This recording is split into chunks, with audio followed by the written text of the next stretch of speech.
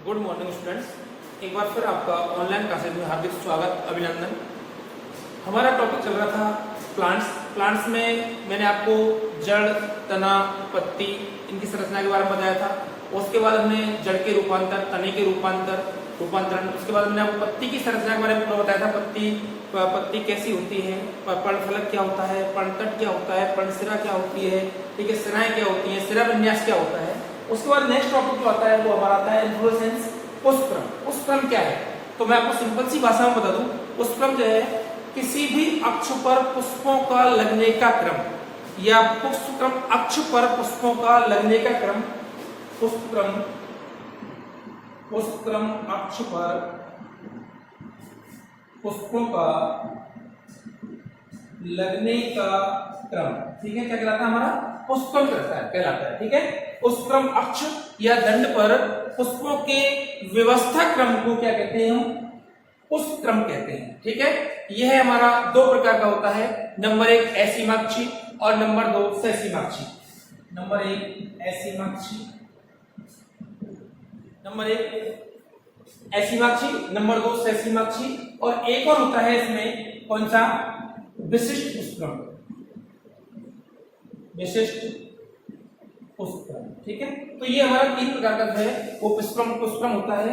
असीमाक्षी, जैसे नाम की हमको पता चल रहा है, असीमाक्षी पुष्पक्रम, जिसकी शीर्ष पर कोई पुष्प ना हो, जिसके शीर्ष पर कोई पुष्प ना हो, अर्थात जो ऐसे कह सकते हैं हम कि पुष्पक्रम दंड की वृद्धि असीमित होती है, ऐसे कह सकते हैं पुष्पक्रम दंड की वृद्धि असीमित होती है।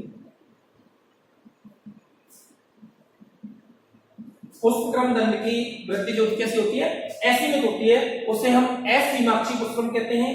एवं पुष्पक्रम अक्ष पुष्पक्रम दंड की वृद्धि सीमित होती है, कैसी होती है, सीमित होती है, अर्थात जो है पुष्पक्रम के शीर्ष पर पुष्प पाया जाता है, उसे हम ससीमाक्षी पुष्पक्रम कहते हैं, ठीक है। अब देखिए आप इसमें पढ़ते हैं विशेष प्रकार के पुष्पक्रम, मैं आपको बताऊंगा 3-4 प्रकार से होते हैं, वो आपको बताऊंगा मैं। अभी हम नंबर 1 पर आते हैं, असीमाक्षी पुष्पक्रम। क्या आता है नंबर 1, असीमाक्षी पुष्पक्रम, अर्थात जिसके पुष्पक्रम दंड की जो वृद्धि होती है वो कैसे होती है, असीमित होती है, उसे हम असीमाक्षी पुष्पक्रम कहते हैं। इसमें पहला आता है आपका असीमाक्ष, इसमें इसका पहला है असीमाक्ष, इसका जो पहला है वो है असीमाक्ष। असीमाक्ष पुष्पक्रम क्या होता है, जिसमें पुष्पक्रम दंड लंबा हो, जिस पर एक द्विलिंगी पुष्प एवं सेवरत पुष्प अग्रभिसारी क्रम में लगे हों, ठीक है। अग्रभिसारी क्रम, ये मान लीजिए कोई दंड है, इस पर ये पुष्प इस तरह से अग्रभिसारी क्रम में जो है पुष्प लगे होते हैं, ठीक है। शीर्ष पर पुष्प नहीं पाया, ठीक है। शीर्ष की वृद्धि कैसे होती है, असीमित होती है, इसे हम असीमाक्षी पुष्पक्रम कहते हैं, अर्थात जिसकी अग्रभिसारी क्रम में क्या लगे हो, पुष्प लगे होते हैं, उसे हम क्या कहते हैं, असीमाक्षी पुष्पक्रम कहते हैं, ठीक है। नेक्स्ट आता है इसमें ससीमा यौगिक असीमाक्ष, दूसरा आता है इसमें यौगिक असीमाक्ष। यौगिक असीमाक्ष, योग मींस जुड़ना, कंपाउंड, ठीक है, जुड़े हुए, ठीक है। उसमें इसका मतलब क्या होता है, कई असीमाक्षों से निर्मित, कई असीमाक्षों से निर्मित जो होता है उसे हम यौगिक असीमाक्ष कहते हैं, ठीक है। मान लीजिए ये कोई पुष्पदंड है, ठीक है, इस पर ये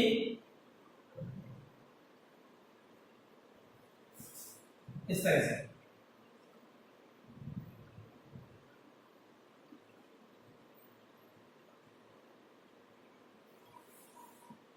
इस तरह से जो है वो लगे हुए होते हैं, ठीक है, इस तरह से बढ़ते हुए क्रम,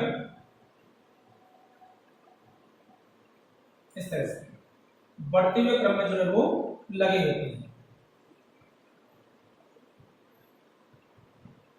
इस तरह से जो है बढ़ते हुए क्रम में जो है वो यौगिक असीमाक्ष जो है लगे हुए होते हैं, इसे हम क्या कहते हैं, यौगिक असीमाक्ष पुष्पक्रम कहते हैं, ठीक है। कई असीमाक्षों का ग्रुप, ठीक है, क्या कहलाता है, यौगिक असीमाक्ष कहलाता है।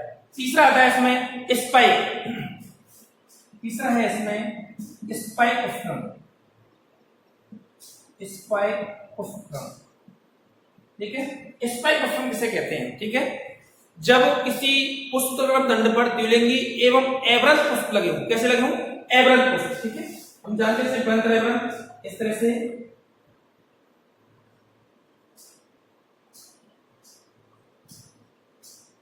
एवरज पुष्प लगे हों। कैसे लगे हों? एवरज पुष्प लगे हों। किसी पुष्पक्रम अक्ष पर कैसे हों? एवरज पुष्प लगे हों अग्रविसारी क्रम में, उससे हम स्पाइक पुष्पक्रम कहते हैं। क्या कहते हैं? स्पाइक। ये हो गया आपका सीमा, ये हो गया योग का सीमा, ये हो गया आपका स्पाइक। इसके बाद नेक्स्ट आता है इसमें स्पाइकलेट, खुरदरे। स्पाइकलेट नेक्स्ट आता है इसमें स्पाइकलेट पुष्पक्रम। ठीक है, इसका मतलब क्या होता है? इसमें जो है पुष्प एक स्पाइक शुष्क एवं खुरदरे सेपर्ण होते हैं। पुष्प कैसे होते हैं? इसमें सूक्ष्म स्पाइक ये इसमें कैसे होते हैं? खुरदरे जो है शुष्क खुरदरे सेपर्ण लगे होते हैं। सेपर्ण जानते हो? सेपर्ण सभी जानते हैं, नीचे संरचना होती है वो सेपर्ण कहलाती है, अर्थात वो सेपर्ण जो है वो खुरदरे होते हैं। इसी प्रकार इस पुष्पक्रम को स्पाइकलेट कहते हैं। ठीक है, नेक्स्ट आता है आपका स्पेडिक्स। नेक्स्ट आता है आपका स्पेडिक्स। ये समझ में आ गया आपका? नेक्स्ट आता है आपका स्पेडिक्स। नंबर 5 है स्पेडिक्स। स्पेडिक्स पुष्पक्रम। ठीक है, स्पेडिक्स पुष्पक्रम जो होता है ऐसा स्पाइक पुष्पक्रम जिसकी पुष्पक्रम दंड मासल होती है तथा संपूर्ण पुष्पक्रम लंबी चमकदार जो है उस पर्ण में परिवर्तित रहता है। अर्थात मान लीजिए मैं आपको बता दूं, ये कोई पुष्पक्रम है हमारा, ये जो है रंगीन चमकदार पर्ण के अंदर जो है वो क्या रहता है? व्यवस्थित रहता है। पर्ण के अंदर व्यवस्थित रहता है। इस प्रकार के पुष्पक्रम को स्पेडिक्स कहते हैं। क्या कहते हैं? स्पेडिक्स कहते हैं। चारों तरफ से पुष्पक्रम जो है वो पत्ती के द्वारा घिरा हुआ रहता है। पुष्पक्रम से ज्यादा पत्ती के द्वारा घिरा रहता है, पत्ती के द्वारा घिरा रहता है। ठीक है, पुष्पक्रम पत्ती के द्वारा घिरा रहता है, ऐसे पुष्पक्रम को स्पेडिक्स कहते हैं। ठीक है, उसके बाद नंबर 6 आता है इसमें आपका समसिक। 6 आता है समसिक। सम जैसा नाम से पता लग रहा है, समसिक नाम से पता चल रहा है। शिखर जो है वो कैसा है? समान है। शिखर कैसा होगा? समान होगा। अर्थात कह सकते हैं जब पुष्पक्रम दंड अपेक्षाकृत लंबा होता है, जिस पर पुष्प अग्राभिसारी क्रम में लगे होते हैं।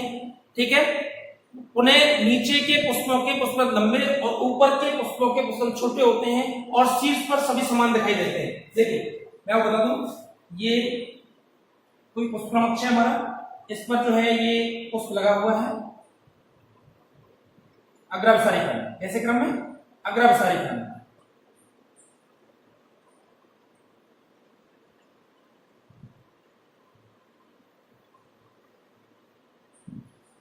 सभी शीर्ष पर कैसे हो? शीर्ष पर जो है वो सभी पुष्प कैसे हो? समान शीर्ष पर दिखाई दे रहे हैं। कैसे दिखाई दे रहे हैं? शीर्ष पर दिखाई देते हैं और अग्राभिसारी क्रम में लगे होते हैं। ऐसे पुष्पक्रम को हम कहते हैं समसिक। क्या कहते हैं?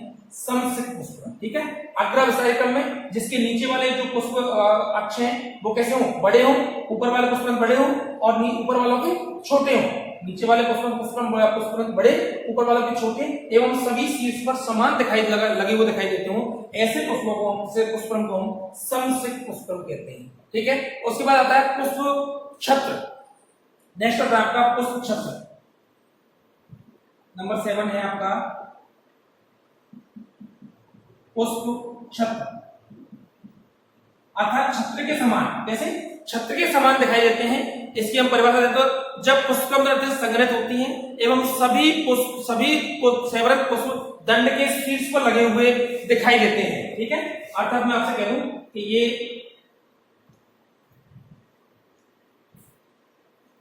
कोई पुष्पक्रम अक्ष है। ठीक है, इस पर जो है सभी पुष्प कहां लगे दिखाई देंगे? हमें इस शीर्ष पर लगे हुए दिखाई देते हैं।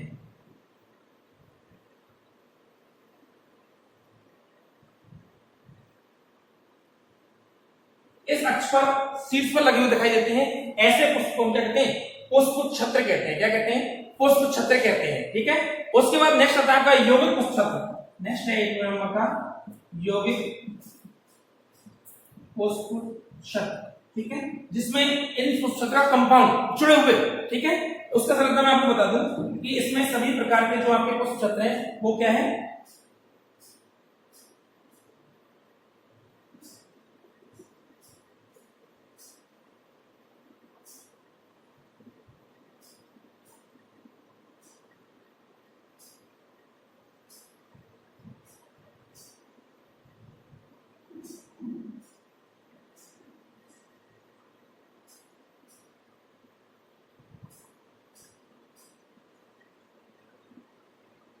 सभी जो है आपको एक सीट में एक उसमें लगे हुए दिखाई देंगे। ठीक है, एक बार दोबारा से समझ रहा हूं आपको मैं। सभी जो है वो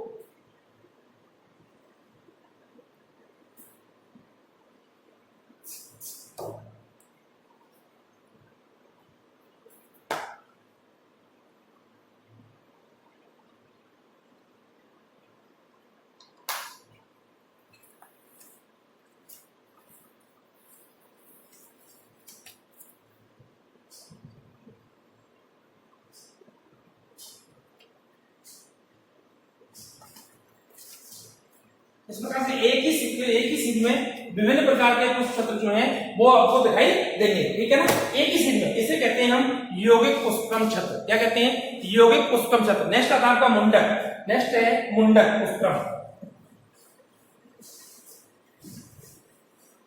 नेक्स्ट है मुंडक। मुंडक, ठीक है, इसमें क्या होता है, शीर्ष पर जो है वो एवरत पुष्प लगे रहते हैं। शीर्ष पर क्या रहते हैं? पुष्पक्रम जो है, पुष्प दंड का जो पुष्पक्रम पुष्प अक्ष है या शीर्ष है वो चपटा हो जाता है और उस चपटे शीर्ष पर जो है वो एवरत पुष्प जो है वो लगे हुए रहते हैं।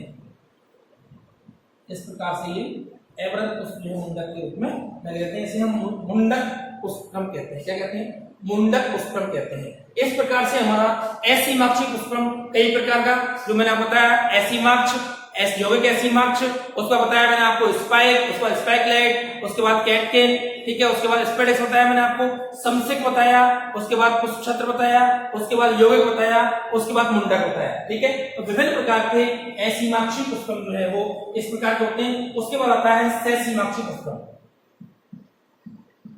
उसके बाद आता है सहसीमाक्षी पुष्पक्रम। देखिए मैंने बताया था अभी आपको, जिसकी अक्ष की वृद्धि कैसी होती है, सीमित होती है, उसे हम सहसीमाक्षी पुष्पक्रम कहते हैं। ठीक है, ये विभिन्न प्रकार का होता है। नंबर एक एकल। नंबर एक है एकल। एकल पुष्पक्रम किसे कहते हैं? एकल पुष्पक्रम का मतलब है कि पुष्पों का समूह निर्भर एक स्थान पर केवल एक ही पुष्प होता है। ये कोई दंड है, इस स्थान पर केवल एक ही पुष्प होगा। ठीक है ना, इसे हम कहते हैं एकल पुष्प। क्या कहते हैं इसे? एकल पुष्पक्रम। क्या कहते हैं? सहसीमाक्षी एकल पुष्पक्रम। ठीक है, यह भी दो प्रकार का होता है, एकल कक्षस्थ और एकल शीर्षस्थ। एकल कक्षस्थ और एकल अंतस्थ। कक्षस्थ और अंतस्थ, जब इसकी कक्ष में जो है शीर्ष, जब कलिका जो है कक्षस्थ कलिका जो है वो पुष्प में रूपांतरित होती है, उसे हम एकल कक्षस्थ कहते हैं। जब अंतस्थ कलिका पुष्प में रूपांतरित होती है उसे हम एकल अंतस्थ कहते हैं। दूसरा आता है आपका एक साखी। एक साखी सहसीमाक्षी, एकल साखी सहसीमाक्षी पुष्पक्रम। एकल शाखा, ठीक है, एक शाखा। ठीक है, जब पुष्पक्रम दंड के शीर्ष पर एक पुष्प होता है तथा इसके नीचे किसी भी सतह पर एक नया पुष्प विकसित होता है। ठीक है, जब ये अक्ष पर एक पुष्प होता है, ठीक है, और इसके नीचे किसी भी सतह पर जो है वो एक और जो है क्या होता है, पुष्प होता है। इस प्रकार के पुष्प को हम क्या कहते हैं? एक शाखी सहसीमाक्षी कहते हैं। ठीक है, यह जो है दो प्रकार का होता है, तीन प्रकार का, एकल शाखी, सरल एक शाखी, यह तीन प्रकार का है। नंबर एक सरल एक शाखी, दूसरा है कुटिल एक शाखी, कुटिल, और तीसरा है इसमें कुंडलित, तीसरा है आपका कुंडलभूत। ठीक है, नंबर एक आता है आपका सरल एक शाखी। ठीक है, जब एक शीर्षक पुष्प के नीचे अक्ष में किसी भी सतह पर एक बार पुष्प उत्पन्न होता है, जैसा कि ये सरल एक शाखी है, इसके नीचे वाली जो शीर्षक पुष्प है, नीचे से एक बार, ठीक है, एक बार पुष्प जो है निकलता है, उसे हम सरल एक शाखी कहते हैं। क्या कहते हैं? सरल एक शाखी कहते हैं। ठीक है, उसके बाद दूसरा जो है आपका, दूसरा आता है कुटिल एक शाखी। इसमें क्या होता है, जब शीर्षक पुष्प के नीचे अक्ष की एक सतह पर एकांतर रूप से, अक्ष की सतह एकांतर रूप से कई पुष्प लगे होते हैं। जैसे देखिए ये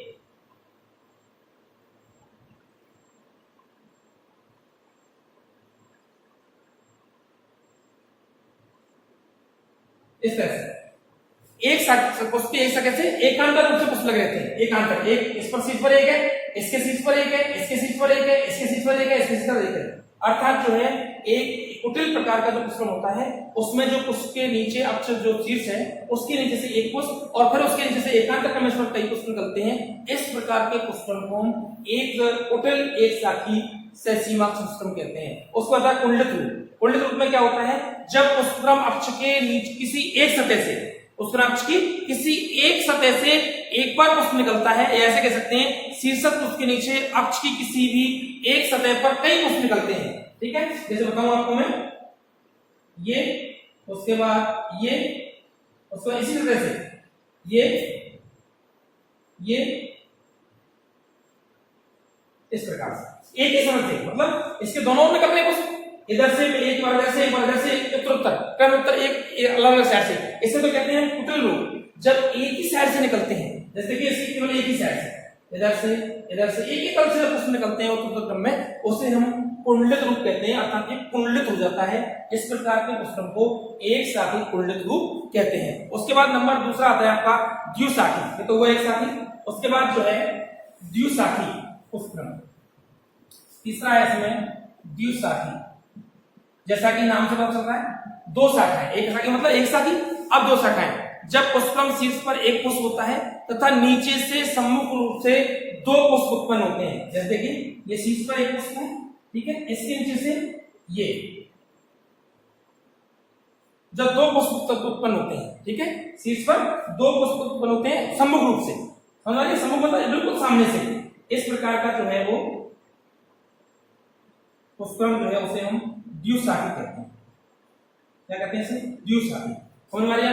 शीर्ष पर एक पुष्प है, ठीक है, उसके दोनों ओर सम्मुख रूप से क्या निकल रहे हैं, दो पुष्प निकलते हैं, ऐसे को हम क्या कहते हैं, द्विशाखी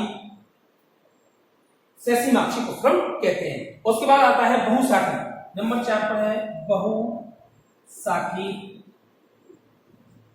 पुष्पक्रम, मतलब बहुत सारी शाखाएं निकलती हैं। क्या निकलती है? बहुत सारी शाखाएं निकलती हैं, ऐसे कह सकते हैं पुष्पक्रम अक्ष के शीर्ष पर एक पुष्प होता है तथा इसके नीचे से एक ही स्थान से दो या दो से अधिक पुष्प निकलते हैं। जैसे बता दूं आपको, शीर्ष पर तो ये एक पुष्प है, ठीक है, लेकिन इसी स्थान से एक स्थान से क्या निकलती है, दो या दो से अधिक पुष्प निकलते हैं, इस प्रकार से, ठीक है, इस प्रकार से, ठीक है, एक ही स्थान से दो या दो से अधिक पुष्प निकलते हैं, इस प्रकार से।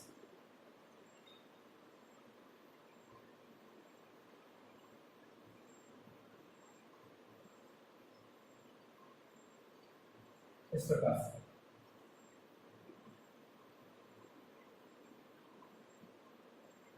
ठीक है, इसे हम कहते हैं बहुशाखी सहसीमाक्षी पुष्पक्रम, अर्थात जिसके शीर्ष पर पुष्प होता है, शीर्ष की वृद्धि सीमित होती है, ठीक है, उसके नीचे से पुष्प निकलते हैं, उसे हम सहसीमाक्षी पुष्पक्रम कहते हैं। एक बार फिर आप समझ लीजिए, यह 4 प्रकार होता है। एकल मतलब केवल एक पुष्प निकलता है, जिस पर केवल एक पुष्प होता है उसे हम एकल सहसीमाक्षी कहते हैं, ठीक है, अक्ष पर केवल एक पुष्प होता है। एक शाखी पुष्पक्रम जिसमें शीर्ष पर अक्ष होता है और नीचे से एक साइड से केवल एक ही पुष्प निकलता है, उसे हम एकल शाखी सहसीमाक्षी पुष्पक्रम कहते हैं। इसे हम एक शाखी भी कह सकते हैं। उसके बाद द्विशाखी मैंने बताया था, एक शाखी में भी 3 प्रकार का बताया था मैंने आपको, एक शाखी, कुटिल और कुंडलित, ठीक है, जब इसके नीचे से केवल एक निकलता है तो एक शाखी हो गया।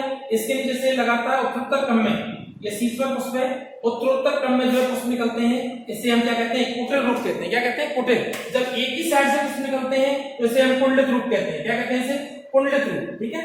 उसके बाद द्विशाखी, जब दोनों शाखाओं जो पुष्प के अक्ष के शीर्ष पर एक पुष्प निकलता है, उसके दोनों ओर से जो है वो दो पुष्प एक ही सम्मुख रूप से निकलते हैं, उसे हम द्विशाखी पुष्पक्रम कहते हैं। उसके बाद बहुशाखी पुष्पक्रम, बहुत सारे द्विशाखी जो है मिलकर के एक ही स्थान से पुष्पक्रम अक्ष के नीचे से एक ही स्थान से दो या दो से अधिक पुष्प जो निकलते हैं उसे हम बहुशाखी पुष्पक्रम कहते हैं। आज तक के लिए इतना ही। कल का अपन जो है विशेष प्रकार का पढ़ेंगे। तब तक के लिए थैंक यू।